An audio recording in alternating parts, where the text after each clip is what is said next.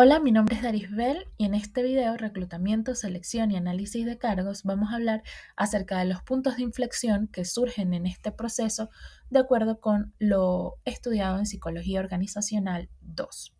Primero tenemos, ¿por qué muchas organizaciones fracasan en la implementación efectiva del reclutamiento y la selección del personal?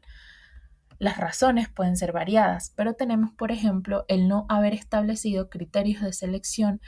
claros que conduzcan a una elección adecuada. De esta manera, el no tener cuáles serían los criterios de éxito, por supuesto que va a influenciar en que el proceso no se realice de manera correcta.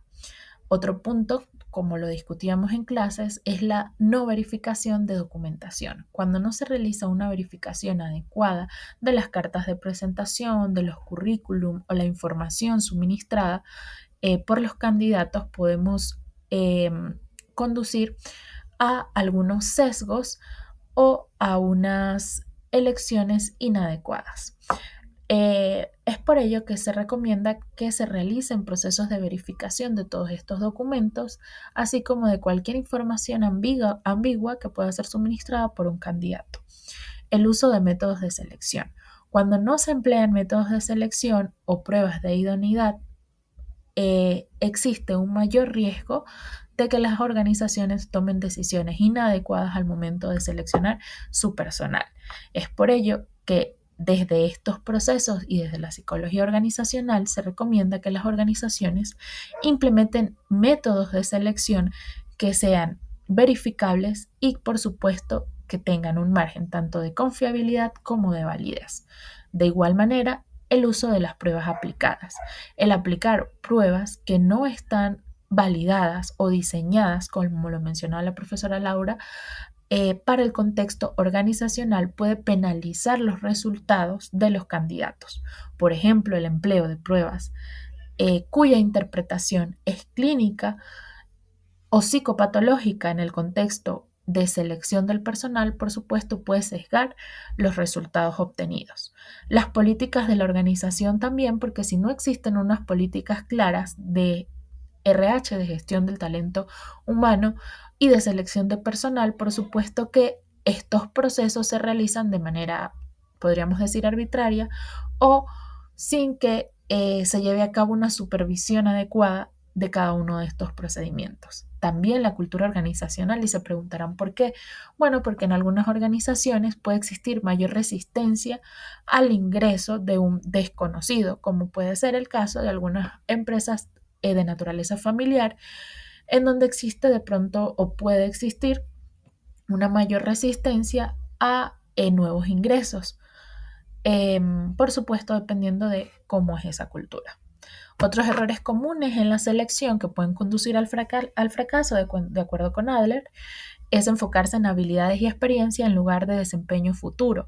De acuerdo con este autor, pues es importante predecir en este proceso de selección cómo sería el comportamiento futuro de un individuo en la organización, más allá de considerar que por el hecho de que tenga experiencia en un determinado cargo, pues su desempeño va a ser exitoso, porque no necesariamente va a ser así. Confiar demasiado en las entrevistas o métodos tradicionales también, y como lo veíamos en parte del material, cuando comparamos algunos métodos, como las entrevistas con las pruebas aplicadas u otros, podemos observar que en algunos métodos puede existir una mayor tendencia a la subjetividad, como puede ser el caso de entrevistas que no son semiestructuradas, estructuradas o donde no hay propósitos establecidos o situaciones prácticas. El no definir claramente el puesto tiene que ver con los criterios de selección, al igual que ignorar el ajuste real o la alineación de los valores o la filosofía que tiene la organización con los valores o el sistema cultural de cada uno de los candidatos. El priorizar la velocidad sobre la calidad está también relacionado con esa necesidad temporal o inmediata de canalizar un cargo debido a que es urgente su desempeño, o sea, que se requiere con urgencia a esa persona, pero debido a esa urgencia, pues no se siguen los canales regulares o no se llevan a cabo los procesos que se deben ejecutar. El no involucrar al equipo en el proceso, en el considerar que el reclutamiento y la selección son procesos aislados de la organización o que simplemente están bajo la toma de decisión de una sola persona sin considerar todo el sistema de información y a la organización pues como un sistema abierto, por supuesto que va a incidir en que la selección esté de alguna manera un poco sesgada o que esté conducida hacia el fracaso, al igual que buscar el candidato perfecto. Cómo los sesgos cognitivos de los analistas pueden distorsionar los resultados del análisis. ¿Pero qué es un sesgo? Los sesgos están relacionados con esos procesos cognitivos del analista en los cuales intervienen alguna información que no necesariamente o que no es cierta y que está justificado por su sistema de creencias o expectativas. En los tipos de sesgo existen muchos tipos de sesgos, pero algunos de los que pueden influir en el analista son los sesgos confirmatorios o aquellos que están dirigidos a confirmar una hipótesis previa acerca de un candidato o una primera impresión que de alguna manera sesga esa interacción con el candidato o el proceso de selección en general. Otro es el efecto halo o cuando eh, básicamente lo que resuena con el analista, pues es ese discurso que puede ser construido por un candidato para básicamente decir lo que esperamos escuchar, sin que exista una evidencia real de que la información es cierta. Y también tenemos los prejuicios sociales. Los prejuicios sociales pueden ser de diferente naturaleza, pero inciden, por supuesto, en tomas de decisiones discriminatorias, como puede ser el sesgo de género, al considerar que una mujer no tiene ni las capacidades, ni las competencias, ni el manejo emocional adecuado para ocupar cargos de gerencia, de toma de decisiones o cualquier cargo en una organización en general. Otro sesgo o basado en prejuicios sociales puede ser el edadismo. El edadismo es un fenómeno donde se discriminan a determinados grupos de edad básicamente por considerar que no tienen las capacidades adecuadas, como puede ser el caso de discriminar a las personas jóvenes por pensar que no tienen suficiente experiencia, que no han adquirido suficientes competencias en general o que no poseen la formación eh, necesaria para ejecutar un cargo. Así podemos encontrar un sinnúmero de prejuicios que de alguna manera intervienen o pueden intervenir de manera negativa en la toma de decisiones del analista. Y básicamente, como lo señala García y Campos, los sesgos terminan incidiendo desde el punto de vista psicológico en la toma de decisiones. Es por ello que lo que se recomienda es que el analista tenga la capacidad de llevar a cabo procesos de pensamiento críticos y reflexivos, donde existan un mayor riesgo, un menor riesgo a tomar decisiones incorrectas o a considerar información sesgada a la hora de seleccionar un cargo. ¿Qué metodologías son más efectivas para recolectar datos en entornos laborales dinámicos? Pues las metodologías más idóneas serán todos aquellos métodos, tanto cuantitativos como cualitativos, que han sido validados para este propósito y que se ajustan a la cultura del país, pero también pues a los propósitos de la organización.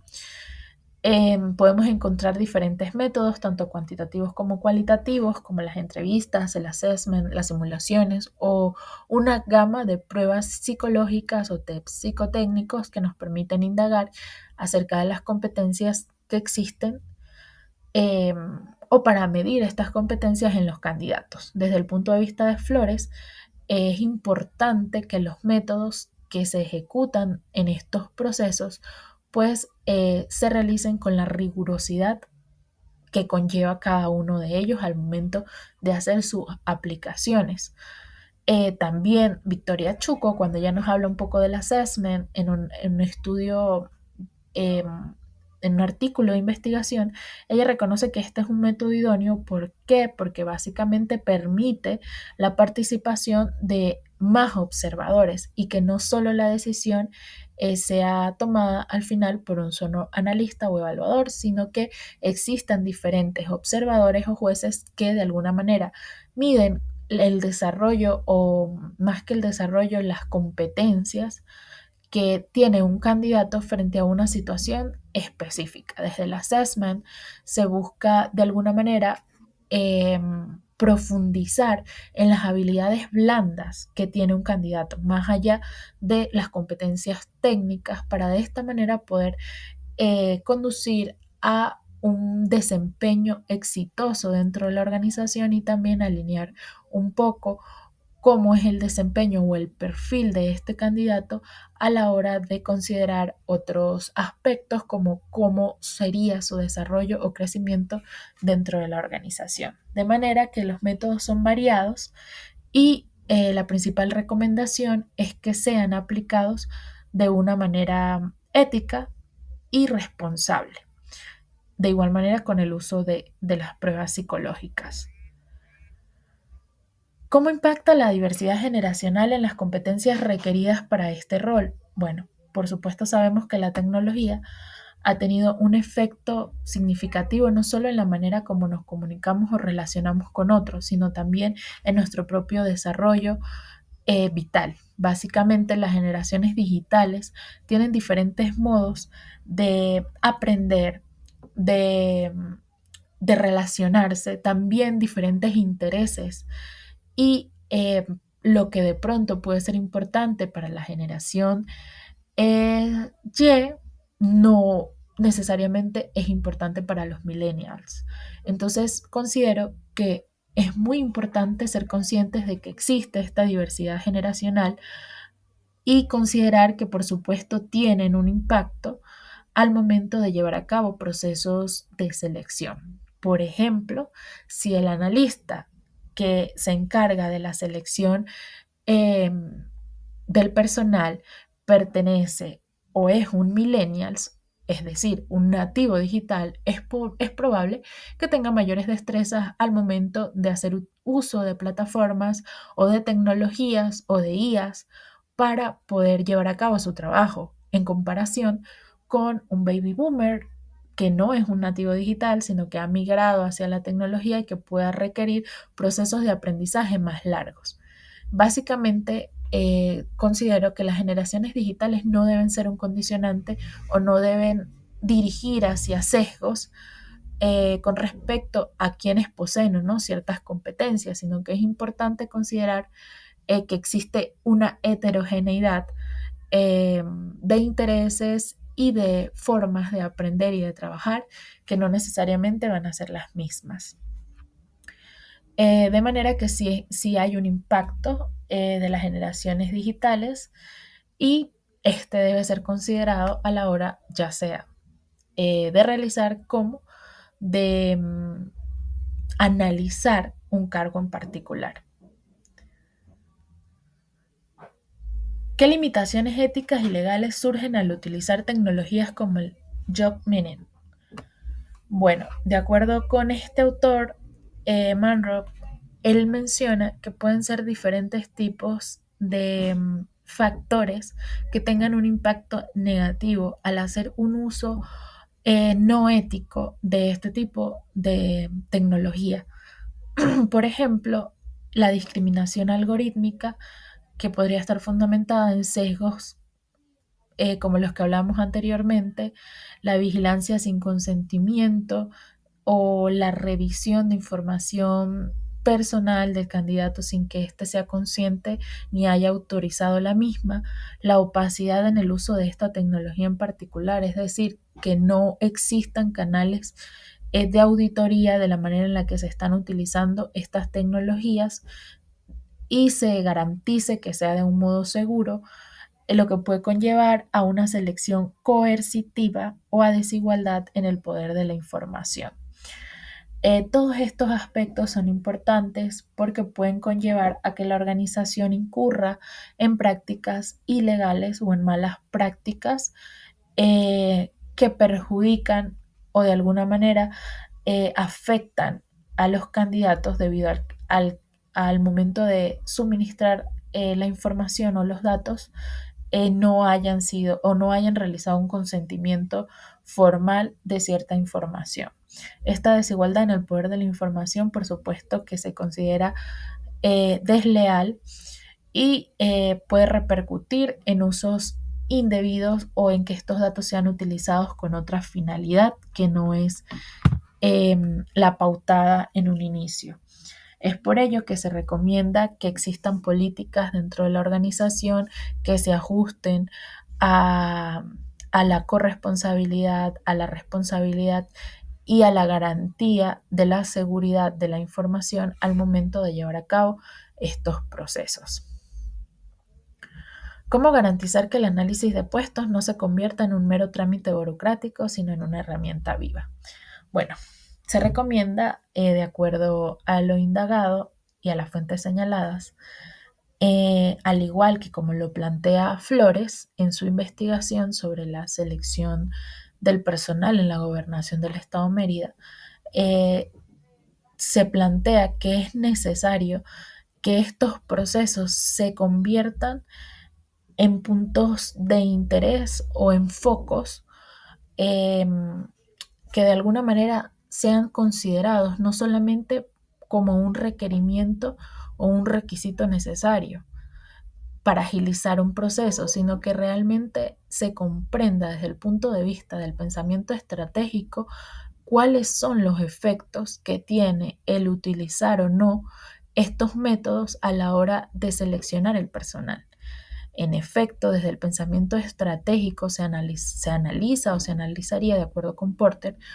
cómo el realizar un proceso de selección adecuada disminuye los costos de la organización y asimismo asegura de pronto la ventaja competitiva que pueda tener esa organización en el cumplimiento de su misión y visión o en su productividad en general. De esta manera, el proceso de reclutamiento y selección no es solamente un procedimiento o un proceso que tiene interés para el área de recursos humanos, sino que se convierte en un proceso estratégico para toda la organización en general. En la medida en la que esto se sea concientizado o se sensibilice a la organización en cuanto a ello, es más probable que se convierta en una herramienta viva con un valor claro más allá de simplemente un proceso burocrático. ¿Qué diferencia clave existe entre términos como descripción de puestos, especificación de puestos, mapeo de competencias y por qué son relevantes para la gestión estratégica del talento? No son los mismos, muchas veces de manera indistinta utilizamos los términos dentro del campo sin asegurarnos de cuáles son las diferencias. La descripción de puestos es un documento que detalla las tareas, responsabilidades y contexto de un rol dentro de una organización, es decir, el hacer, el qué hace o qué se debe hacer, qué tareas se deben ejecutar en ese puesto en particular, priorizando por supuesto desde las más importantes hasta las menos importantes y eh, sin limitar las mismas. La especificación de puestos, por otra parte, es la lista de requisitos que un candidato debe cumplir para desempeñar el puesto, es decir, qué se necesita que posea este candidato para poder hacer lo que se describe en el puesto. Mientras que el mapeo de competencias es el proceso para identificar y alinear las habilidades blandas y técnicas requeridas para un rol con la estrategia organizacional. Es decir, cuáles son las habilidades o las competencias, tanto técnicas como blandas, que se necesita que posea este sujeto para poder llevar a cabo lo anterior. Si ponemos como ejemplo la empresa Google, supongamos que ésta necesita o requiere de un programador o de un ingeniero en sistemas. El poseer o el estar acreditado como el ingeniero en sistemas sería parte de la especificación del puesto. El que maneje o el que sea bilingüe sería parte también de la especificación del puesto. Ahora les pregunto, el hecho de que esta persona sepa resolver conflictos en la organización no sería parte entonces de esa especificación del puesto, sino del mapeo de competencias que se esperaría en este candidato. Mientras que la descripción del puesto pues serían básicamente las tareas específicas que va a realizar dentro del cargo, como puede ser la programación, el diseño de plataformas, de productos, etcétera. ¿Cuál es el rol de los stakeholders, líderes, empleados, sindicatos en el diseño de un programa de análisis de puestos exitosos? Como lo mencionaba en un inicio, es importante que se comprenda que el análisis de puestos requiere de un trabajo interdisciplinario, requiere del manejo de información que solamente puede ser recopilada con la participación y la comunicación con actores estratégicos o actores claves para la organización. Por supuesto, y también lo decía la profesora Laura, es importante conocer o el gerente o ese cargo inmediato es el que de pronto puede tener mayor información acerca de qué es lo que se necesita en el caso de que sea la descripción de un puesto que no existía previamente en la organización. El hacer este análisis de todos estos aspectos es posible a través de ese trabajo interdisciplinario en el que el psicólogo pues contribuye, pero no determina la totalidad del análisis. Así que bueno, muchas gracias por su atención y bueno, también tenemos acá las referencias de de la literatura, la información que se consideró tanto dentro del aula virtual como fuera de la misma para enriquecer las respuestas a estas preguntas. Gracias.